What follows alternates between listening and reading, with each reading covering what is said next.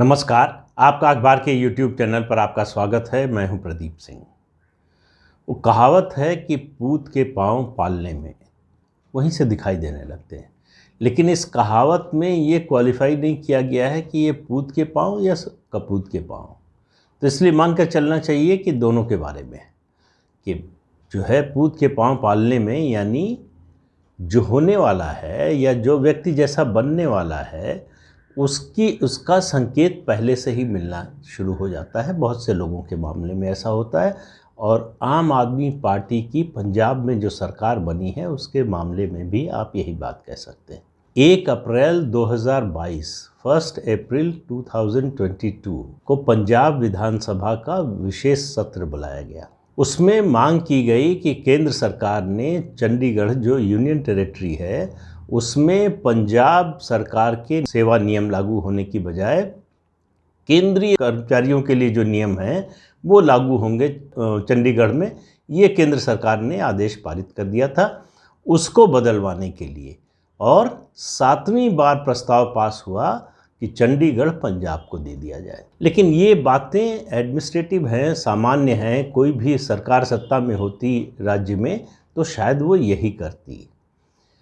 बात जो मैंने कहावत से शुरू की वो आपको बताऊंगा कि क्या बोला पंजाब के मुख्यमंत्री ने विधानसभा के मंच से, विधानसभा के पटल से।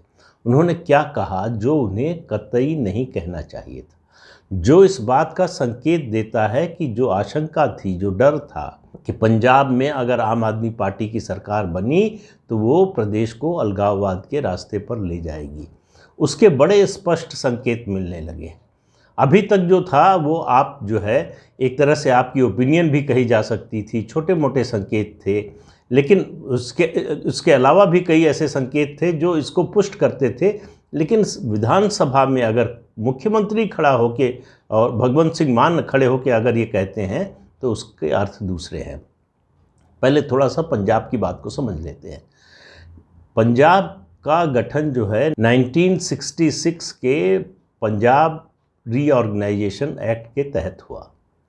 पंजाब बड़ा सूबा था उस समय, उसमें से एक राज्य निकला पंजाब, दूसरा हरियाणा, और उसके अलावा हिमाचल प्रदेश जो उस समय यूनियन टेरिटरी थी उसको कुछ हिस्सा जो है पंजाब का हिमाचल प्रदेश को दे दिया गया, और चंडीगढ़ को यूनियन टेरिटरी बनाया गया जो कि पहले पंजाब की राजधानी हुआ करती थी। और ये कहा गया कि ये अंततः पंजाब को मिल जाएगा, हरियाणा अपनी नई राजधानी बनाएगा। पंजाब को हरियाणा देने के संबंध में इंदिरा गांधी की सरकार का वादा था। 1970 में केंद्र की सरकार, इंदिरा गांधी प्रधानमंत्री थी, एक आदेश पारित किया कि चंडीगढ़ पंजाब को दे दिया जाए, और हरियाणा को कहा गया कि आप 5 साल तक चंडीगढ़ में जो भवन हैं, सरकारी भवन जिनमें आपका दफ्तर है, उसको इस्तेमाल करते रह सकते हैं। उसके बाद आपको नई राजधानी बनाने के लिए इतना समय दिया जा रहा है, और इसके अलावा 10 करोड़ रुपए दिए गए। लेकिन इस आदेश को कभी लागू नहीं किया गया, तो ये विवाद बना रहा। अब चंडीगढ़ एक सुझाव उस समय ये भी था कि चंडीगढ़ का बंटवारा कर दिया जाए, लेकिन चंडीगढ़ एक प्लान्ड सिटी है। अपने देश में बहुत कम ऐसे शहर हैं जो प्लान्ड है। एक गांधीनगर को कह सकते हैं, दूसरा जो है चंडीगढ़ है। चंडीगढ़ पहला प्लान्ड सिटी है।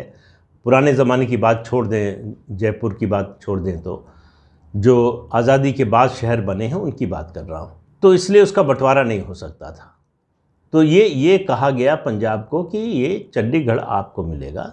तो ये बात, ये मांग तो पंजाब की जायज़ है कि वादा किया गया था, रीऑर्गेनाइजेशन के समय कहा गया था, लेकिन उस पर अभी तक पालन नहीं हुआ। फिर उसके बाद नया डेवलपमेंट हुआ इस संबंध में 1985 में, जब राजीव गांधी जब प्रधानमंत्री थे और राजीव गांधी लोंगोवाल, संत हरचंद सिंह लोंगोवाल, इनके बीच में समझौता हुआ। पंजाब पैक्ट जिसके नाम से जो जाना जाता है, उसमें यह कहा गया कि 26 जनवरी 1986 को चंडीगढ़ पंजाब को हस्तांतरित कर दिया जाएगा, ट्रांसफ़र कर दिया जाएगा। लेकिन बाद में राजीव गांधी अपने इस वादे से और इस समझौते में कही गई, लिखी गई बात से मुकर गए, तो चंडीगढ़ फिर यूनियन टेरिटरी ही बना रहा। अभी क्या हुआ है, ये बात बीजेपी की केंद्र की सरकार को समझ में आने लगी थी पंजाब चुनाव के पहले से कि पंजाब में स्थितियां खराब होने वाली हैं, और ये बात समझ में आने लगी थी तथाकथित किसान आंदोलन से कि जिस दिशा में वो जा रहा था। तो ये जो पंजाब में हो रहा है उसको रोकने के लिए जो कदम उठाने की शुरुआत हुई, एक तरह से कहें उसकी शुरुआत 3 कृषि कानूनों की वापसी के साथ हो गई थी। उसके बाद के स्टेप देखिए, केंद्र सरकार ने चंडीगढ़ में ये चंडीगढ़ जो यूनियन टेरेटरी है वहाँ ये आदेश पारित कर दिया कि चंडीगढ़ में जो सरकारी कर्मचारी हैं वो केंद्रीय कर्मचारियों के बराबर माने जाएंगे, उसी तरह से ट्रीट किए जाएंगे। दूसरा कदम, मालूम था कि झगड़ा होगा, झगड़ा बढ़ाने की कोशिश होगी, मुद्दा बनाने की कोशिश होगी, तो भाखड़ा व्यास मैनेजमेंट बोर्ड जो है, जो पंजाब, हरियाणा, राजस्थान और दिल्ली में पानी के बंटवारे का मैनेजमेंट करता है, प्रबंधन करता है, उसके बोर्ड में अभी तक व्यवस्था ये थी कि जो पावर का मेंबर होता था वो पंजाब से और जो इरिगेशन का होता था वो हरियाणा से होता था। केंद्र सरकार ने इसको बदल दिया, कहा कि ये दोनों मेंबर देश के किसी हिस्से से हो सकते हैं, ये ज़रूरी नहीं कि पंजाब या हरियाणा से ही हों, क्योंकि अगर एक राज्य के लिए केवल बदलते तो फिर वो भेदभाव का मामला आता, क्योंकि हरियाणा में बीजेपी की सरकार है। तो इसलिए दोनों के मामले में ये कर दिया कि कहीं से भी अपॉइंट किया जा सकता है। स्टेट कैडर का जो ऑफिसर होगा वो अपने स्टेट के पक्ष में बोलेगा ही बोलेगा, उसी तरह से व्यवहार करेगा जैसा सरकार का आदेश होगा। बाहर का होगा तो जो है उसके न्यूट्रल होने के या जो है न्याय संगत ढंग से फैसला करने की उम्मीद ज़्यादा बढ़ जाती है। अब बात आती है कि हरियाणा विधानसभा के इस विशेष सत्र में वो कौन सी बात हुई जिससे बड़ा स्पष्ट संकेत मिलने लगा कि पंजाब अलगाववाद की ओर बढ़ रहा है। मुख्यमंत्री भगवंत मान ने एक बात कही जिसका तथ्यों से दूर दूर तक कोई लेना देना नहीं है। पठानकोट में जब आतंकवादी हमला हुआ था उसके बाद पठानकोट की सुरक्षा, आसपास की जो मिलिट्री इस्टेब्लिशमेंट थे उसके अलावा भी सुरक्षा के लिए सीआरपीएफ की 11 कंपनियां और बीएसएफ की 9 कंपनियां तैनात की गई थी केंद्र सरकार ने। और ये तैनाती जो है लगभग 25-26 दिन के लिए हुई थी। इसका 6 करोड़ 35 लाख का बिल पंजाब सरकार को दिया, जो पंजाब सरकार देने को तैयार नहीं हुई। बाद में केंद्र ने उसको वेव ऑफ कर दिया। भगवंत सिंह मान ने कहा, अच्छा अब ये मतलब ऐसा नहीं केवल पंजाब में हुआ, जब भी सेंट्रल फोर्सेस डिप्लॉय होती हैं किसी राज्य में तो उसका पैसा केंद्र सरकार राज्य से लेती है कि उनके आने जाने का खर्चा, रहने का, डिप्लॉयमेंट का, ये सब जो खर्च होता है वो राज्य सरकार से लेती है। ये आम परंपरा है और आज़ादी के बाद से बनी हुई है, मतलब परंपरा क्या, नियम है, बना हुआ है। इसमें किसी एक राज्य के साथ भेदभाव नहीं होता कि इससे लिया उससे नहीं लिया। तो भगवंत सिंह मान ने क्या कहा असेंबली में, उन्होंने कहा कि ये 6 करोड़ 45 लाख का बिल उनके पास आया उस समय।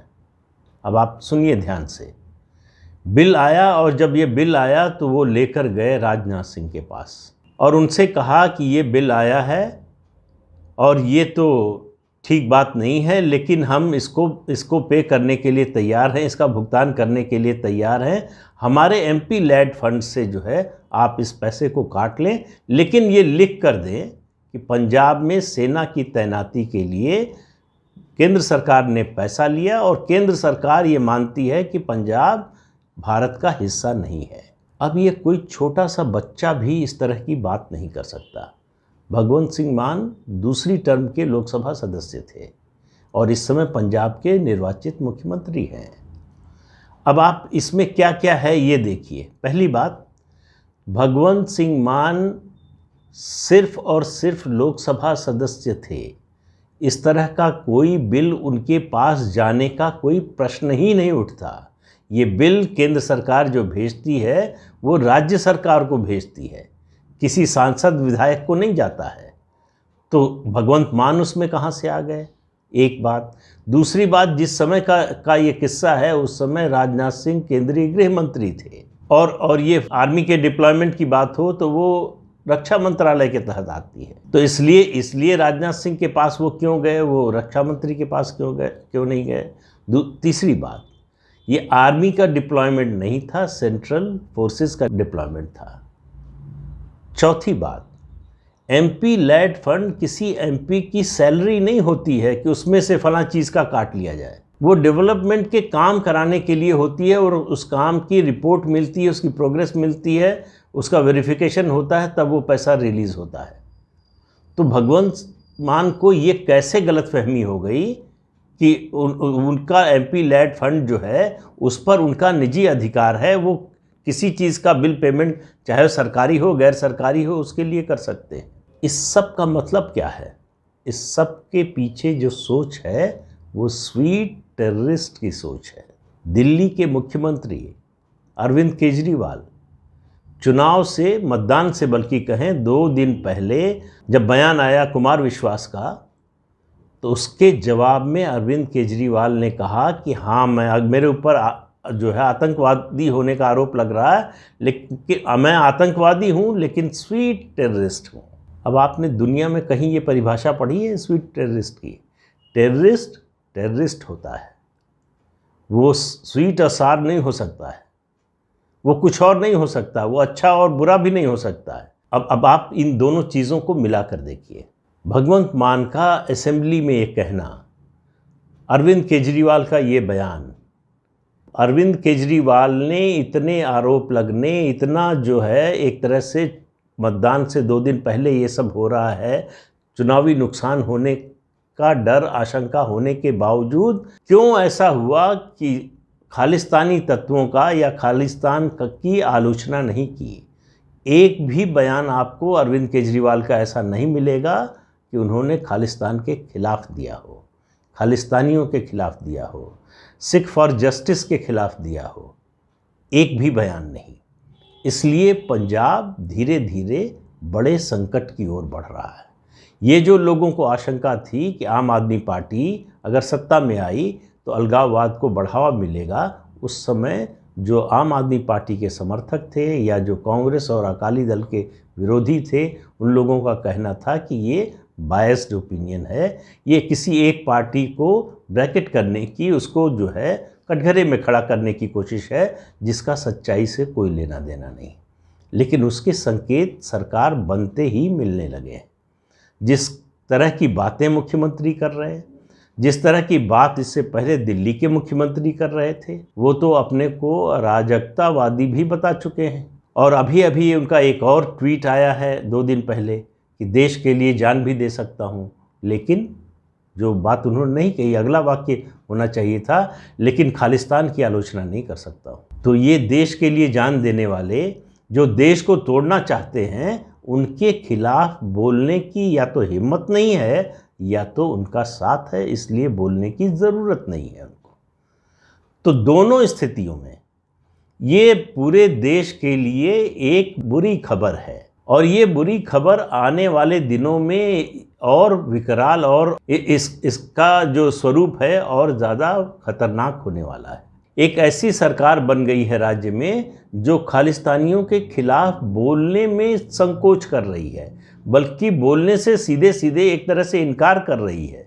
और जो खालिस्तानी जिन बातों के लिए जाने जाते हैं, जिन मुद्दों को उठाते हैं, उनके समर्थन में खड़ी नज़र आती है।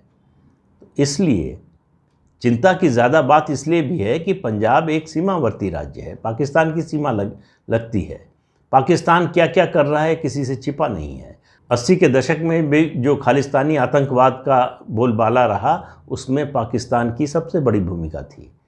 इस सब के बावजूद, ये सब जानते हुए भी अगर भगवंत मान और अरविंद केजरीवाल इस तरह की बात कर रहे हैं, तो ये फिर चिंता की बात है।